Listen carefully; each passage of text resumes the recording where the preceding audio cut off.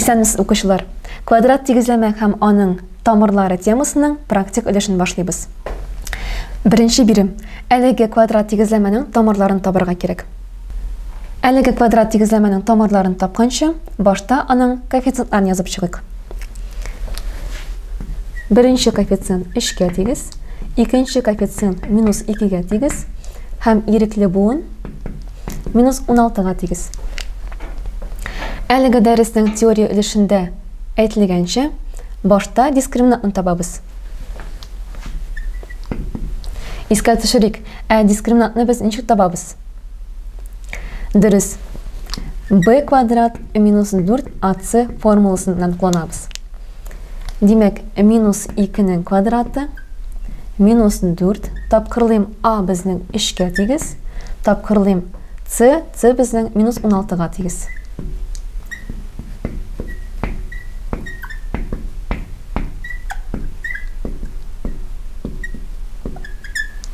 Дискриминантны таптык, дискриминант уңай булды. Дискриминант уңай булгач, ничә тамыр була? Дөрес, 2 тамыр була.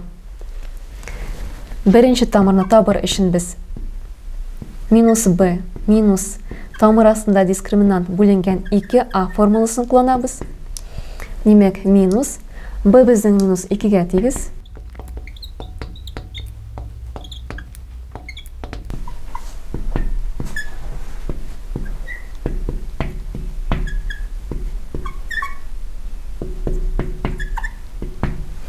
Беренче тамыр -2 булды. Икенче тамырны табыйк. Аның өчен -b плюс тамыр асты дискриминант бүленгән 2a формуласын кулланабыз. Тиңдәшле рәвештә язабыз.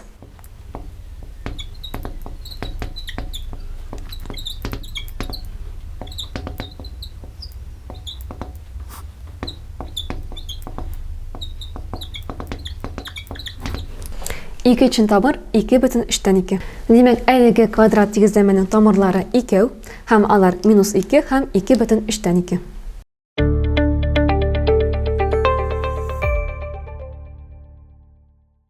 Әлеге квадрат тигезләмәнең шулай ук тамырларын табыйк.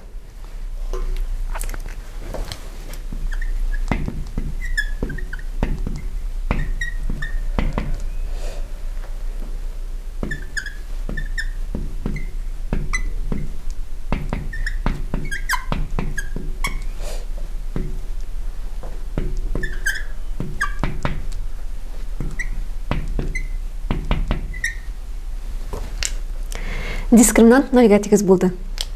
Искә төшерик. Әгәр дә дискриминант 0-га тигез була икән, квадрат тигезләмәнең ничә тамыры була?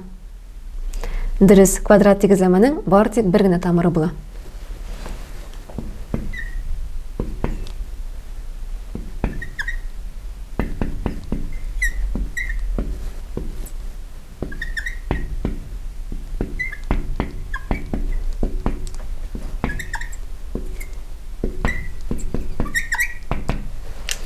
Һәм ул тамыр 2-га тигез. Алдаңа тулы булган квадрат тигезләмәләрнең тамырларын табуны дәвам итәбез.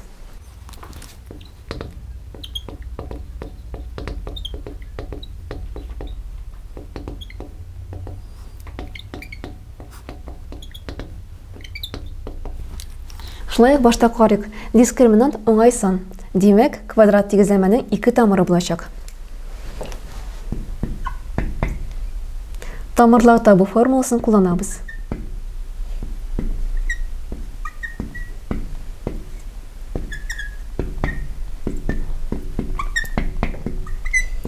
Утыждыдан тамыр алып булмый, аны тамыр астында калдырабыз. Беренче тамырны таптык, икенче тамырны табабыз.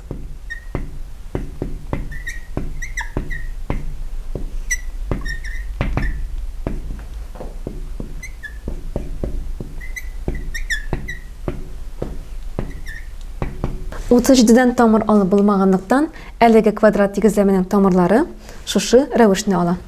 2 тамыр.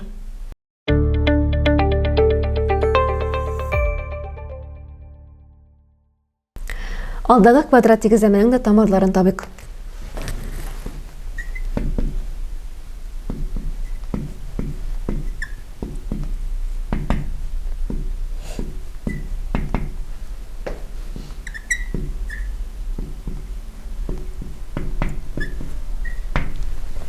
Укучылар, әйдәгез уйлыйк. Дискриминант -8, демәк тискәре сан. Бу очракта квадрат тигезләмәнең ничә тамыры була?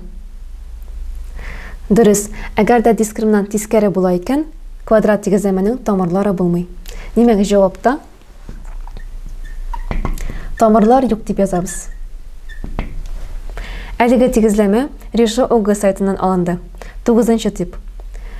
Квадрат тигезләмәнең тамырларын табырга һәм аларның тамырлары беренче булса, үсә бару тәртибендә язырга кирәк. Башта бөтен буны да сул кисәккә җыйык.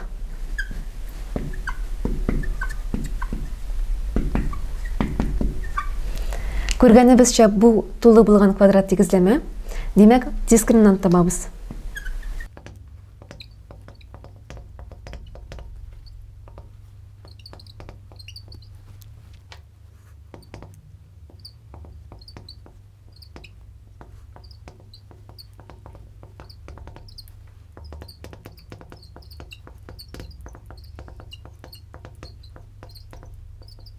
Демәк, безнең дискриминантыбыз 36 һәм кагыйдә буенча 2 тамыр чыкты. Бирелеш буенча җавапларны үсә бару тәртибендә язырга кирәк. Демәк, җавапта -24 дип язабыз.